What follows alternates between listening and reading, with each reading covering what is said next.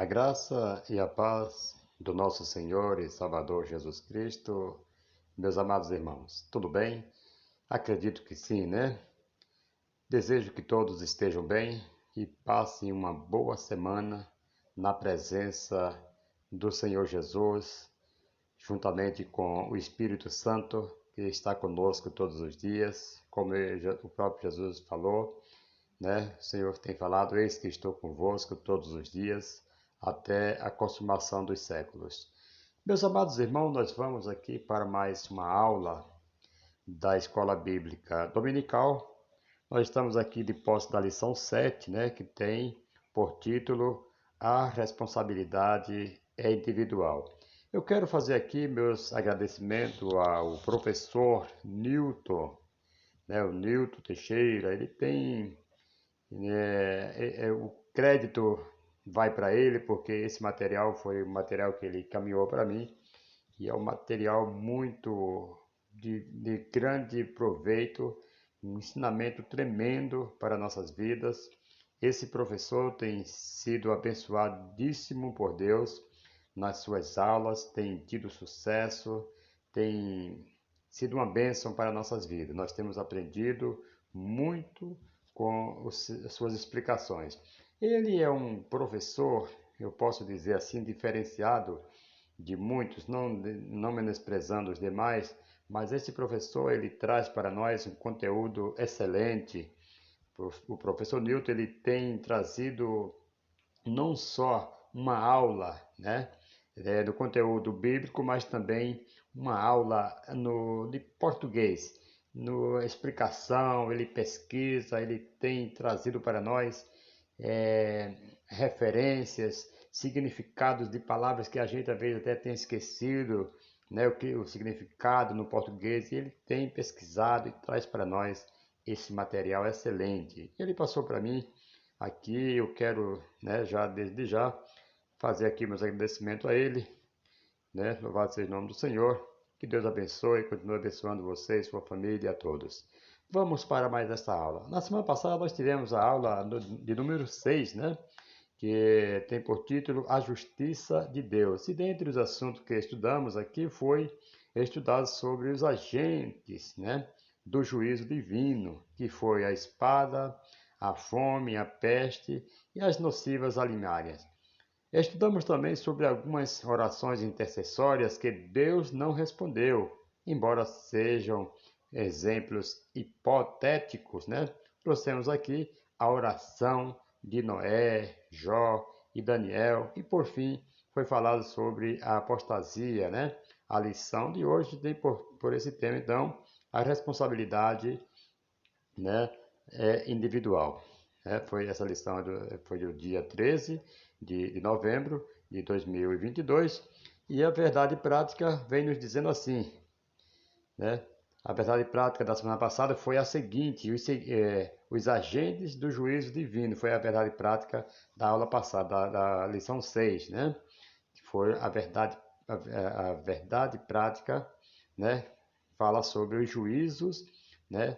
Os agentes do juízo de Deus revelam a responsabilidade humana e pessoal, ou seja, Deus trata diretamente com as pessoas, e hoje o tema fala de uma responsabilidade individual. Isso quer dizer que Deus trata com a raça humana de forma individual.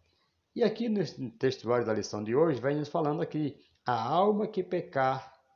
Você vê que já começa aqui, é individual. A alma não fala as almas. Então, a alma que pecar, essa morrerá.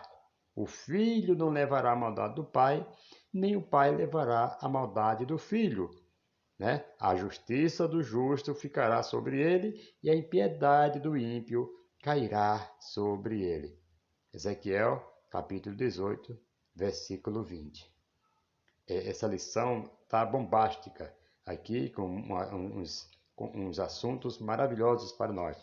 Nós vamos aqui, né, tirar aqui vamos aqui tirar grandes lições desta aula, né?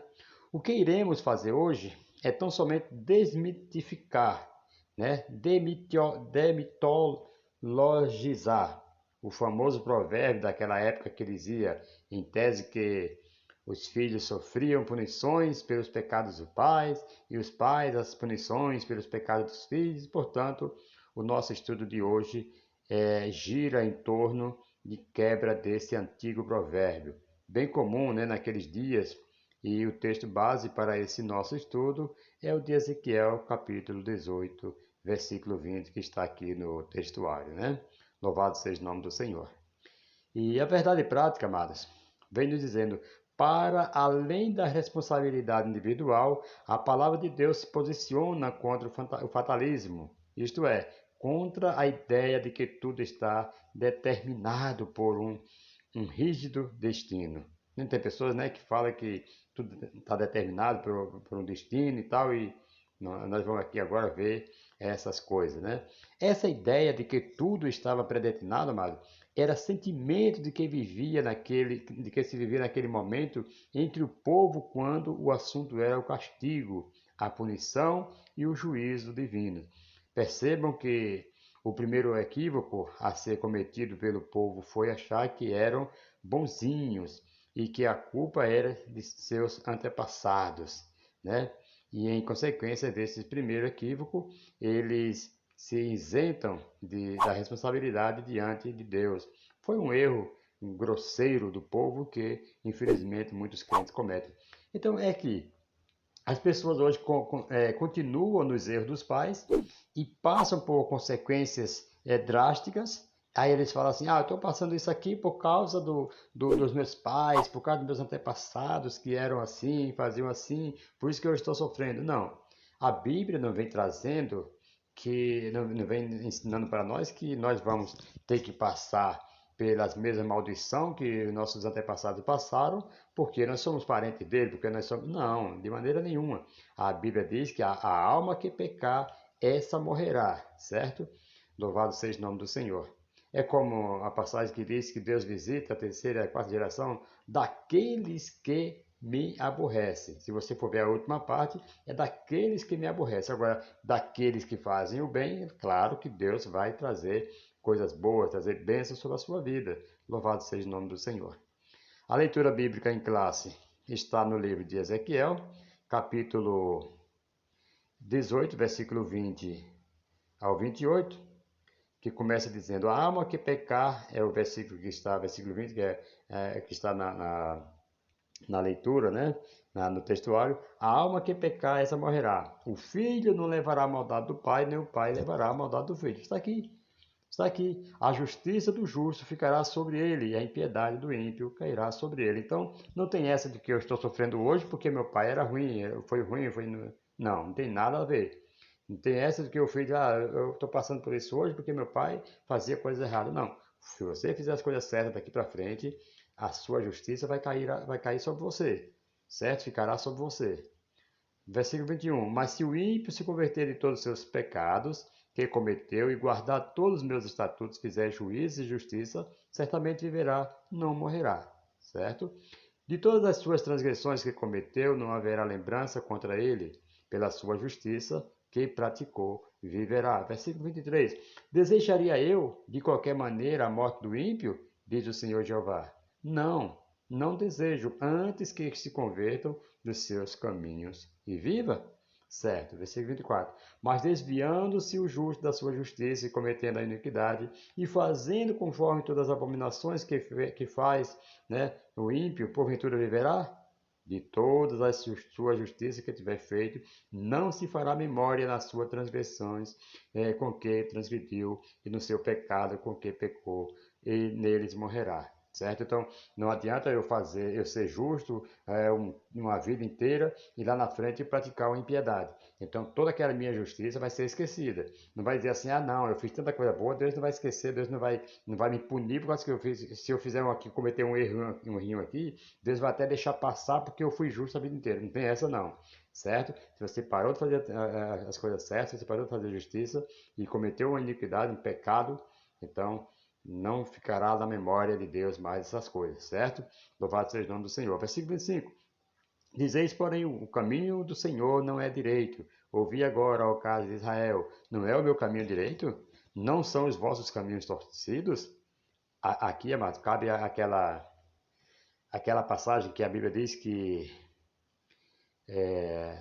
louvado seja o nome do Senhor, de que se queixa o homem, né? Dos seus maus, lógico que se esqueça dos seus pecados, né? Cada um se queixa-se dos seus maus pecados, seus maus caminhos, seus pecados. Então, se o homem está passando hoje por alguma coisa que não é bom para a sua vida, não vamos colocar a culpa no caminho, né, do Senhor, na culpa do Senhor, porque não tem nada a ver. Cada um queixa do seu próprio pecado. Temos que fazer isso. Versículo 26. Desviando-se o justo da sua justiça e cometendo iniquidade, morrerá por ela. A sua iniquidade que cometeu morrerá.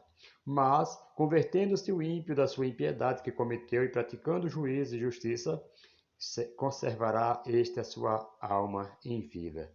Pois quem reconsidera, veja só, quem reconsidera e se converte de todas as suas transgressões que cometeu, certamente viverá, não morrerá. Então está aqui, se eu estou numa vida de pecado uma vida inteira, é como o moço da cruz, né? O moço estava lá na cruz que morreu ao lado de Jesus. Ele foi pecador, foi ladrão, cometeu vários delitos, mas na hora em que ele se converteu, na hora em que ele pediu perdão, ele foi perdoado. Louvado seja o nome do Senhor. Assim é a nossa vida. Se nós estamos praticando iniquidade, praticando mal a vida inteira, mas mesmo que seja na hora da morte, nós pedir perdão, nós estaremos com o Senhor, assim como Jesus prometeu para aquele moço que ele estaria com ele no paraíso. Louvado seja o nome do Senhor. Aqui a introdução, amados, o ponto de partida dessa lição é uma máxima muito usada em Jerusalém e também entre os exilados de Babilônia que diziam: os pais comeram uvas verdes e os dentes dos filhos se embotaram. Jeremias 31, versículo 29. E Ezequiel 18, versículo 2. Se eu voltar um pouquinho da leitura lá que nós fizemos em Ezequiel 18, né? A leitura bíblica em classe. Com base nesse ditado, eles diziam que estavam sendo punidos por causa do pecado de seus pais, né, de seus antepassados. Louvado seja o nome do Senhor. E não é bem assim. Eles fazem, nossos pais comeram uva verdes e nossos dentes que embotaram. Nossos pais praticaram iniquidade no passado e por isso que hoje eu sou um cabra ruim, sou um cabra mau. Eu sou um cabra que pratica iniquidade também porque meus pais praticaram no passado. Tem nada a ver. Louvado seja o nome do Senhor. Se eu praticar justiça, eu viverei pela minha justiça. Ouça isso em nome de Jesus. É importante aqui, amados, salientarmos que a questão aqui não é o que os filhos sofreriam ou não as consequências dos pais, né? As consequências dos pecados dos pais, ou vice-versa. Mas é que a punição pelos pecados de um não seria aplicada a outro. As consequências são inevitáveis, certo? Por exemplo, se os filhos forem maus, a má fama recai sobre seus pais, é claro. Os pais, de igual forma. O professor, né, Caramuru aqui deu um breve testemunho sobre um casal de ex-viciado em drogas que se converteram ao cristianismo. Louvado seja o nome do Senhor. Então, queridos irmãos, aí ele fala que a pessoa foi ao médico com um problema de encefálico, né? Problema, falta de cérebro, de coisa assim na cabeça, e o médico pergunta se alguém usava droga. Ele falou, não, usávamos no passado. Ele fala, então, é consequência do passado. Assim mesmo, é quando nós hoje cometemos um pecado, um delito, lá na frente nós vamos ter consequências. Mas isso não quer dizer que vai afetar a sua salvação com Cristo. Louvado seja o nome do Senhor. É você se alimentar mal hoje e lá no futuro você querer ter uma vida sadia. Não. É consequência de hoje da sua alimentação, do seu sedentarismo, daquilo que você deixa de fazer o bem para o seu corpo e depois querer cobrar de Deus. Não, você vai ter consequências. Usa isso no nome de Jesus. A palavra-chave aqui, amados, é responsabilidade. Sobre a palavra responsabilidade, aqui nós não temos muito o que falar. Ser responsável é responder por algo e ser cobrado por algo. O dicionário secular diz que responsabilidade é a obrigação de responder pelas ações próprias dos outros quando se trata de relacionamento com Deus. Cada um responde por si próprio. Se assim não fosse, como entender a justiça divina, né? É como se fosse multa de trânsito. Você, por exemplo, você toma uma multa de trânsito aqui hoje e você vai, procura alguém que é habilitado e transfere, olha, eu vou transferir aqui, eu te pago um valor X, vou transferir essas pontuações aqui para ser prontuário, essas pontuações aqui, e faz de conta que era você que estava dirigindo o carro, certo? Aí você vem aquela notificação do trânsito primeiro, antes da multa, com o direito de defesa, você ali preenche aquele papel e coloca os dados de outra pessoa. Louvado seja o nome do Senhor. Então, um relacionamento com Deus é bem diferente, que você vai responder pelos seus próprios atos. Não tem como você transferir para terceiros. Não tem como você transferir para antepassados. Não tem como você colocar a culpa em pessoas que, né, não tem nada a ver. Aqui com Deus, o negócio é sério. Não tem esse negócio de arrumadinho, de colocar a culpa para outro, não. Deus não tem um culpado por inocente, nem inocente por culpado. Então Deus ele é justo e ele faz justiça. Ouça isso no nome de Jesus. Sobre a máxima, né, usada em Israel, né, primeiro tópico, uma máxima equivocada. O ditado popular, os pais comeram uvas verdes e os dentes dos filhos se embotaram, se baseava numa interpretação equivocada sobre o terceiro mandamento do Decálogo, né? Êxodo capítulo 20, versículo 5, Deuteronômio capítulo 5, versículo 9. A maldição não é hereditária, ela só permanece quando os filhos continuam os pecados dos pais. Vejam a presença, né? Aliás, a expressão daqueles que me aborrecem. É um princípio divino estabelecido desde a lei de Moisés, lá em Deuteronômio capítulo 24, versículo 16, e isso é lembrado na história de Israel, né? Louvado seja o nome do Senhor. Então, queridos, a lei de equivocada é também um ditado ilógico. Não existe nenhuma lógica nisso. É como se alguém dissesse: você leva a pancada e eu sinto a dor. Você toma água e eu mato a sede. Você trabalha e eu fico cansado. É bom sabermos que Deus, né, não é ilógico, assim como não vive fora da lógica a sua criação. No caso em que estamos estudando aqui, está predeterminado por Deus uma reação condizente, equivalente, correspondente e natural para cada ação da raça humana. Diferente, né, disso é viver fora da lógica, sendo o tempo todo contradizente, a menos que seja uma questão de milagres, né? Sem essa possibilidade, viver fora da lógica é o mesmo que achar conflito na ordem natural das coisas criadas, a ponto de imaginarmos que exista, né, imperfeição na obra do Criador. Portanto, esse é um ponto forte da justiça divina. Louvado seja o nome do Senhor. Então, querido, não tem lógica, né? Você hoje passar por algo achando que foi por causa da irresponsabilidade de alguém, não. É por causa da minha responsabilidade que hoje eu passo o que eu passo, nós passamos o que passamos. E hoje cada um tem que assumir a sua responsabilidade, né? Louvado seja o nome do Senhor. Segundo subtópico aqui, nos diz: Jeremias e Ezequiel trataram do assunto. A palavra profética em Jeremias é escatológica. A seção de Jeremias 30 ao 33 é o livro da consolação que não foi editado separadamente, como Lamentações. Essa parte da profecia anuncia a restauração de Israel e de Judá e contempla o futuro glorioso da nação unificada. Esse oráculo está nesse contexto, como nos revela também a profecia do livro de Jeremias. É nesse contexto escatológico que nunca mais será pronunciado em Israel tal provérbio popular, mas a proibição anunciada por Ezequiel é imediata, né? Louvado seja o nome do Senhor. Aqui o pastor Ezequias Soares fala aqui que de uma parte do livro de Jeremias que não foi separada do livro, como foi o livro de Lamentação, né, Lamentação de Jeremias, não ficou muito claro para mim, mas parece que como o livro de Jeremias é quase todo sobre juízo. Essa parte que fala de restauração deveria ser separada. Outro ponto importante aqui é que essa palavra profética de Jeremias acerca da unificação de Israel como povo de Deus pode ser dividido ao fato de que o profeta Jeremias tenha sido um profeta mais amplo, mais abrangente, mais completo e ter profetizado por mais tempo que o profeta Ezequiel. Louvado seja o nome do Senhor. Vamos aqui agora para o terceiro subtópico, o problema em nosso tempo.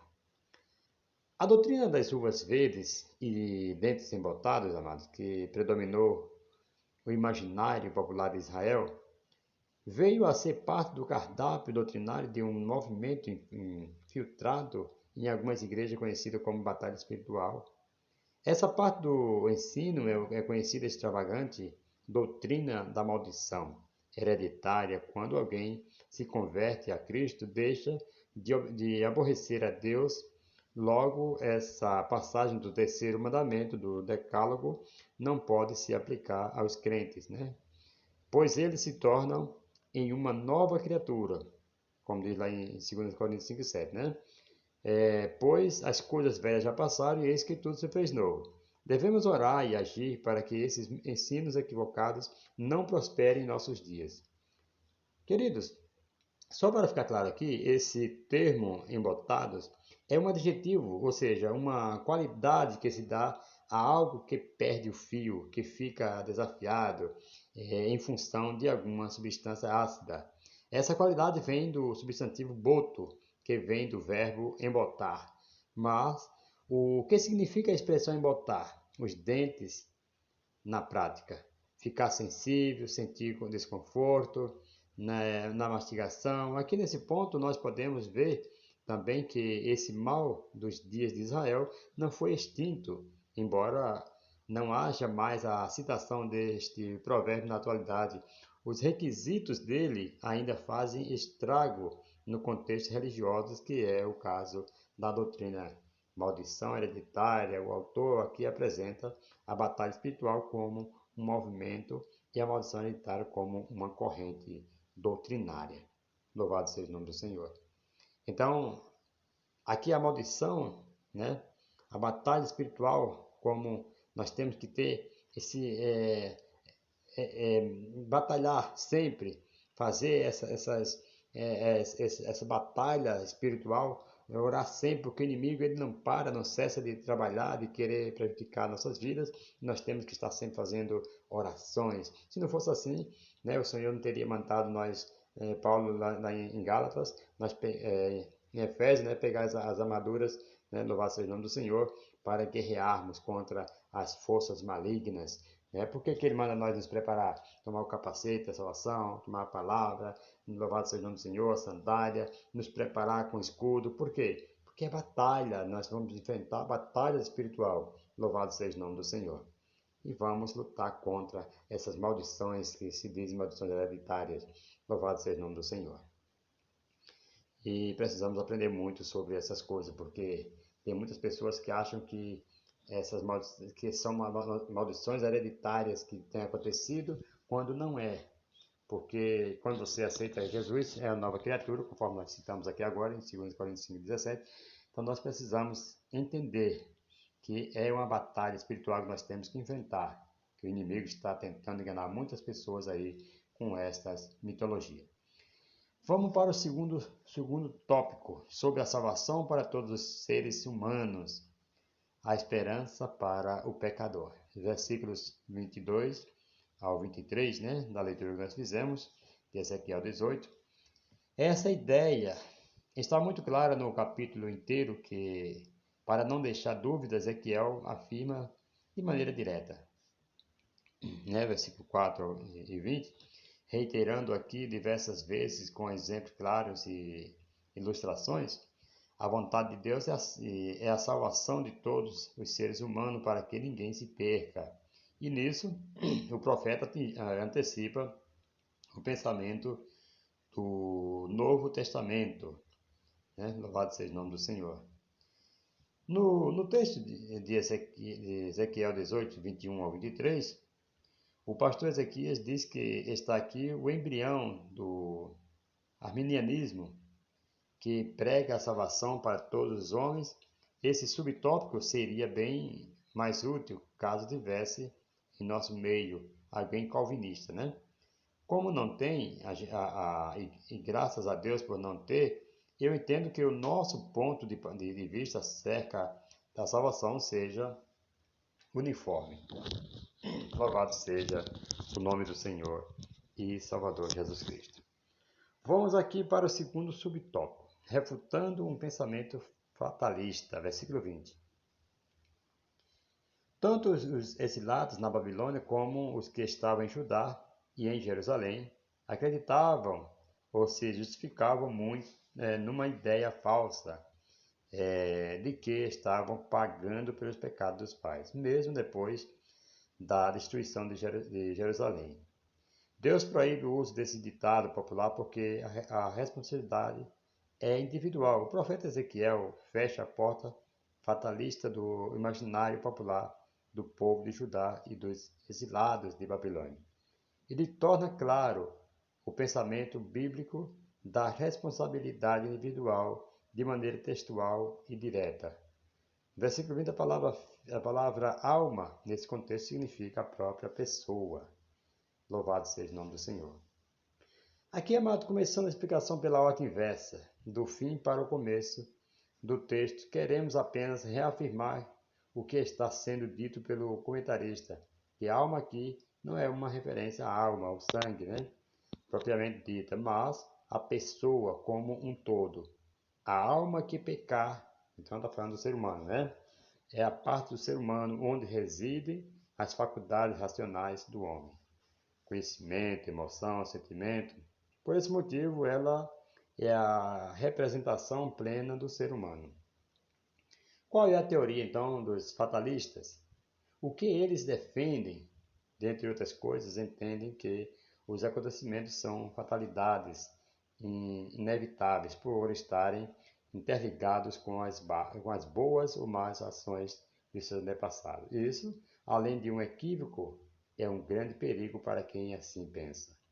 Se entendermos que existe um destino traçado para todos nós, o abatimento emocional, a doença, a tristeza, a derrota e tantas outras coisas ruins fazem parte da programação, né, fatalista da nossa vida e, portanto, não existe uma saída, né? Se for pensar assim, então não existe uma saída, né? Louvado seja o nome do Senhor. E por último, foi lido logo no início, né, deste texto, que o povo acreditava ou se justificava numa ideia falsa de que estavam pagando pelos pecados dos pais. Essa mania de transferência de culpa é coisa antiga. É como a pessoa fala, não, eu sou uma pessoa tão boazinha, uma pessoa tão boazinha, estou passando por isso. Mas sabe o que que é, irmão? Eu estou passando por isso, não é porque eu sou mau, não, viu? É porque meus antepassados eram maus. Hoje eu sou uma pessoa boa, estou passando por isso. A pessoa fica querendo se justificar, querendo mostrar que é uma pessoa boa, querendo mostrar que, não, se estão passando por alguma coisa, é porque cada um temos que assumir nossos erros, nossa responsabilidade. Ouça isso no nome de Jesus. Então nós não devemos colocar culpa em ninguém, querendo nos justificar. Colocar culpa em pessoas até que já morreram, claro, a pessoa não está viva mais para se defender, como que vai, né, se defender? Aí é fácil, ficaria fácil, né? Eu colocar a culpa em antepassados que não existe mais, como se toda a culpa fosse dele, toda a responsabilidade que eu estou passando hoje fosse dele. Não, não é bem assim. Se eu estou passando, se a Bíblia diz que assim quem está em Cristo, nova criatura é, as coisas velhas já passaram, então não é mais para mim estar colocando culpa em ninguém, sendo que a culpa é minha, eu sou culpado pelos meus erros. Ouça isso no nome de Jesus. Terceiro aqui, subtópico, situações. Aliás, duas situações aqui. Terceiro subtópico, louvado seja o Senhor. O profeta explica com clareza os oráculos divinos sobre a relação de Deus com os seres humanos. Se o pecador abandona a sua vida cheia de pecado, todo tipo de maldade, iniquidade, e se volta para Deus, tal pessoa é perdoada, e se fizer juízo e justiça, certamente viverá, não morrerá. É como o versículo 22, 21 e 22 fala, que nós acabamos de ler. Louvado seja o nome do Senhor. Mas se pelo contrário o justo se desviar de sua justiça que cometeu, né, e cometeu injustiça e iniquidade, se ele se desviar de sua justiça e cometer injustiça e iniquidade, conforme todas as abominações que fez, o ímpio, de toda a sua justiça que tiver feito, não se fará memória na sua transgressão, com que transgrediu. E no seu pecado, com que pecou, neles morrerá. Versículo 24. É possível, sim, o salvo perder a salvação temporariamente, conforme está em Lucas, né? Capítulo 15, versículo 32, ou definitivamente, se ele não se voltar para Cristo, né? Louvado seja o Senhor, ele pode perder definitivamente a sua salvação. E isso é um grande perigo. Então nós temos que reconhecer e voltar para o caminho. Aí em Apocalipse, o Senhor Jesus Cristo, o anjo ele fala para João, para falar para as igrejas, arrepende-te, vê onde caíste, volta à prática das tuas primeiras obras, né? Volta ao primeiro amor. Então nós temos que voltar, temos que ver onde foi que nós caímos, onde foi que nós erramos e parar de ficar colocando historinha, colocando culpa nos outros, assim como fez Adão e Eva lá no jardim do Éden, né? Quando eles pecaram e Deus chega para Eva e chega para Adão e fala: Adão, o que foi que fizeste, Adão? Então, a mulher que tu me deste comeu do fruto e me deu e eu acabei comendo ela, né? Aí o Senhor foi a mulher: o que foi que tu fizeste? A serpente me enganou. E ficou jogando a culpa um para o outro. Ninguém assumiu seus erros. Assim, se nós não assumirmos, nós podemos perder a salvação, né? Temporariamente ou definitivamente se nós não voltarmos para o Senhor. Então, pode sim, pessoas que hoje estão salvas, que hoje está separado do pecado, voltar para o pecado, se definhar no erro novamente, e o estado é pior, porque a Bíblia diz que vem 7 piores do que os primeiros. Louvado seja o Senhor, então devemos tomar muito cuidado. As duas situações aqui, amado, descritas pelo autor da lição, a primeira fala daquele que teve um passado negro, de crimes, transgressões e pecados variados, e depois se volta para Deus, e tudo que ele fez de bom e de ruim é esquecido, e ele se torna digno de receber vida da parte de Deus em função do seu arrependimento. Do outro lado, está aquele que serviu a Deus por toda a sua vida e já no final de seus dias ele abandona o caminho e acaba se perdendo. São duas situações distintas, mas que explicam de forma bem clara a relação de Deus com seus seres, com os seres humanos em questões soteriológicas, né? Hoje no cristianismo, na dispensação da graça, não podemos nos deixar levar por questões meritórias como estas. O alvo hoje é Cristo e o transporte para se chegar a esse alvo é a fé. De maneira que devemos partir do pressuposto de que todos nós somos injustos diante de Deus e todas as nossas obras são más. Portanto, a fé em Cristo é o ponto de equilíbrio entre a vida, de equilíbrio entre, né? Louvado seja o Senhor. A fé em Cristo é o ponto de equilíbrio entre a vida e a morte. O que eu quero dizer aqui com isso é que as minhas boas obras não são suficientes para me salvar, assim como os meus pecados não são capazes de me condenar ao inferno. Não, não são, porque aí, se eu estou pecando hoje, mas se eu me arrependo, se eu me humilho na presença de Deus, amanhã ou agora, eu já estarei salvo com o Senhor. Lembra da história do ladrão lá na cruz, que eu acabei de falar? Que ele se humilhou, ele pediu perdão e foi salvo de imediato. Louvado seja o nome do Senhor. Vamos aqui para o terceiro tópico. O tempo está passando, nós precisamos correr, né? Louvado seja o nome do Senhor. Sobre a reação de Israel. Uma pergunta retórica. Versículo 25, né? Na verdade, são duas perguntas. Não é o meu caminho direito? Não são os vossos caminhos torcidos? Isso é Deus perguntando. A pergunta retórica não espera a resposta. Trata-se de uma afirmação em forma de pergunta, É o que Javé afirma nessa passagem. Esses recursos estilísticos são frequentes nas Escrituras. Veja esses exemplos. Não é Arão, o levita, teu irmão? Êxodo 14, versículo 14, 4, versículo 14.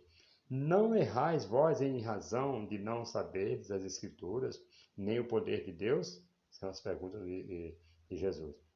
Depois de explicar essas verdades, amado, o apresentar os fatos, vem a conclusão. Os caminhos do Senhor são corretos e os do povo torcidos.